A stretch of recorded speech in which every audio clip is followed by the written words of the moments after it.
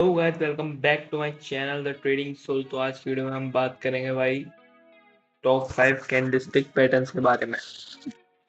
तो बहुत important video है भाई ये टॉप 5 कैंडलस्टिक पैटर्न्स जो कि भाई काम आते हैं ट्रेडिंग में, और ये रोज बनते हैं भाई साहब। मैं बेस्ट टाइम फ्रेम भी बताऊंगा इसके लिए कि बेस्ट टाइम फ्रेम कौन सा है इन्हें ट्रेड करने के लिए।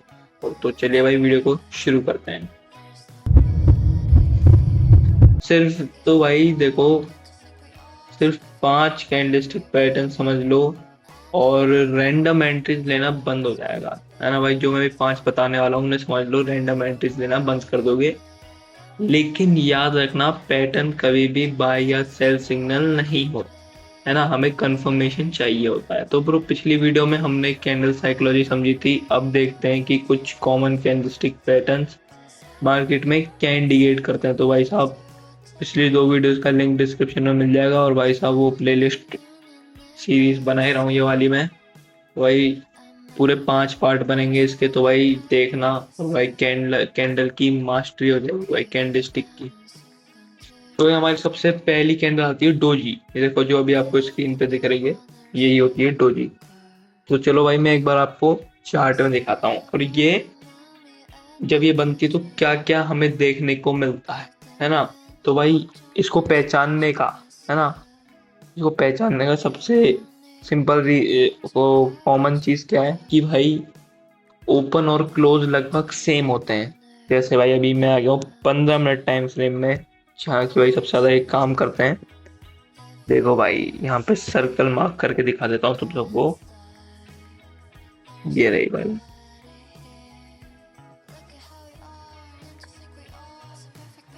डोजी, ये रही भाई, है ना। ये देखो भाई, ये जिसपे मार्क किया ना मैंने सर्कल, तो भाई ये है हमारी डोजी, ठीक है ना। मार्केट में ये इनडिसीजन क्रिएट करती है। देख लो भाई इनडिसीजन कैसे क्रिएट कर रही है।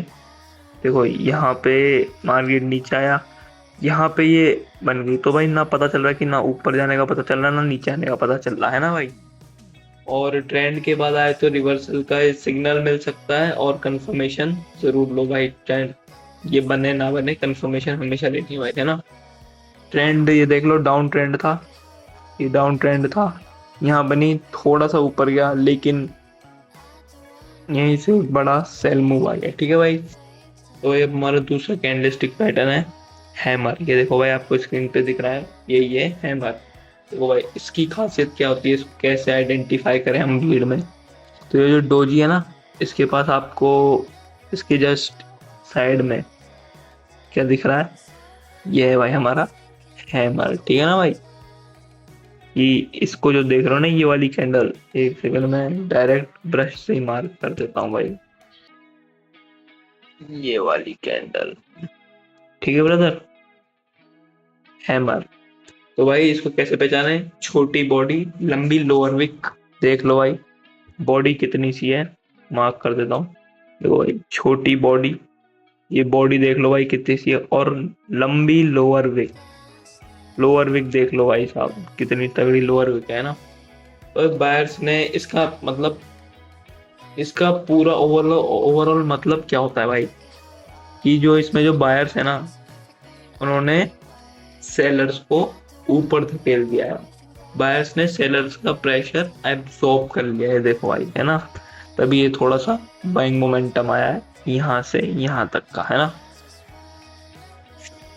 और भाई साहब डाउन ट्रेंड के बाद इम्पोर्टेंट हो सकता है, जैसे अगर कहीं डाउन ट्रेंड है, जैसे यही है डाउन ट्रेंड, अगर यहाँ बना, ये देखो यहाँ पे हैमर बन गया, लेकिन फिर भी यहाँ से मार्केट, और इसके बाद देख लो भाई मार्केट ऊपर ही गया। देखो ये यहाँ से ऊपर ही गया मार्केट, तो 1:2 का रिस्क रिवॉर्ड अच्छे से मिल जाता।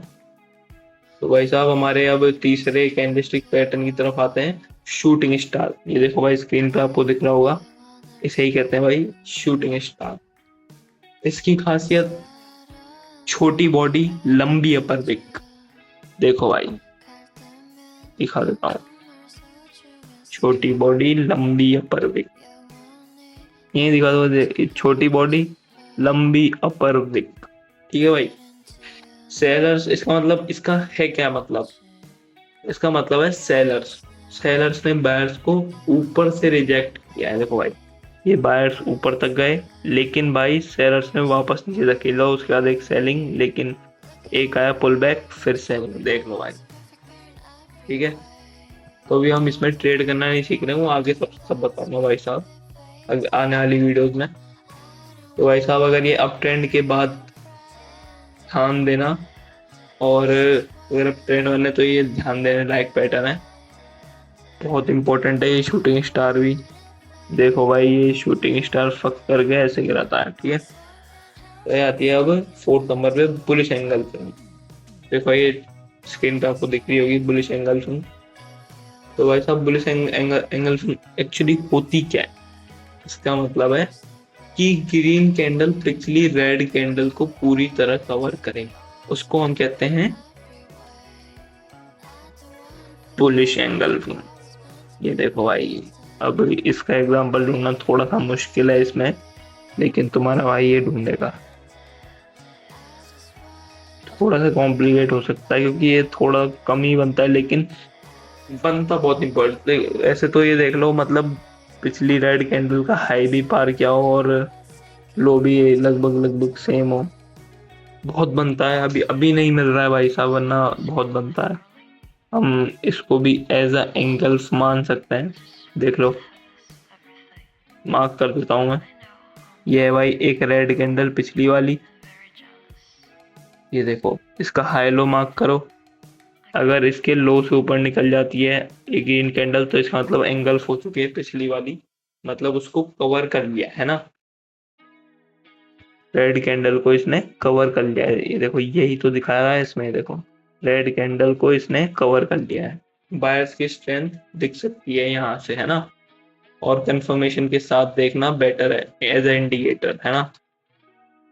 पांचवा पॉइंट है भाई, पांचवा जो हमारा कैंडलस्टिक पैटर्न है वो है बियरिश एंगल्फिंग। ये देखो भाई, ये होता है बियरिश एंगल।